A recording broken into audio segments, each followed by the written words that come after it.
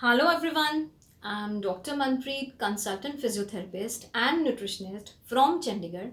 आज हम लोग एक बहुत ही इंटरेस्टिंग टॉपिक डिस्कस करने वाले हैं, hormonal imbalance and weight gain. मैं थोड़ा सा आपको बताऊंगी हार्मोन्स क्या होते हैं, उनका क्या रोल होता है और उसका वेट गेन के साथ क्या कोरिलेशन है।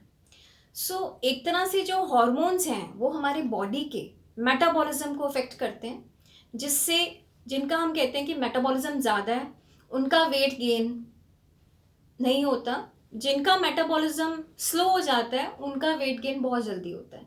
तो एक तरह से एक्टिव रहना है, हेल्दी रहना है और हैप्पी रहना है, तो इसके लिए हार्मोन्स को बैलेंस में होना बहुत ज़रूरी है।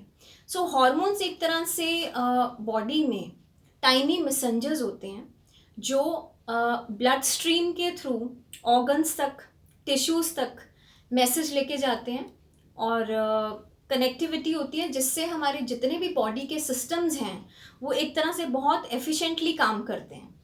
और जहाँ पे भी हार्मोन्स में कोई डिस्टर्बेंस आ जाती है, जैसे पीसीओडी की प्रॉब्लम है और हाइपोथायरॉयडिज्म है या हाइपरथायरॉयडिज्म है, वो मैं आपको भी ब्रीफ करूँगी क्या सिम्टम्स होते हैं उसमें।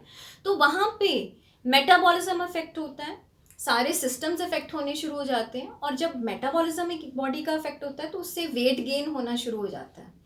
तो सबसे कॉमन जो सिम्टम्स हैं हार्मोनल इम्बैलेंस के, क्योंकि वो ब्लड टेस्ट में ही पता चलता है कि कौन सा हार्मोन है इम्बैलेंस है, तो ज़्यादातर जो सिम्टम्स हैं वो होते हैं फटीक, मसल वीकनेस और weight gain, drastic weight gain होना। उसके साथ साथ mental anxiety, depression, mood swings, memory loss, और उसके साथ साथ थोड़ा सा हेडेक की प्रॉब्लम होनी, बॉडी में चिल्स होने और एक्स होनी, हॉट फ्लैशेस होने, बोन डेंसिटी कम होनी, ये सारे सिम्टम्स आ जाते हैं हार्मोनल इम्बैलेंस से। और पीसीओडी की प्रॉब्लम बहुत कॉमन है, जिससे डायरेक्टली वेट गेन होता है हार्मोन्स में। और उसके साथ साथ हाइपोथायरॉयडिज्म और हाइपरथायरॉयडिज्म, उसमें भी बहुत कॉमन है, जिसमें पेशेंट्स का वेट गेन हो जाता है। तो पीसीओडी होता है पॉलीसिस्टिक ओवरी सिंड्रोम, और हाइपोथायरॉयडिज्म है जिसमें हाइपर एक्टिविटी होने के बजाय अंडर एक्टिविटी हो जाती है, यानी थायराइड ग्लैंड जो है वो अंडर एक्टिव होता है, ज़्यादा रिलीज नहीं होता, जिससे बहुत ज़्यादा वेट गेन होना शुरू हो जाता है।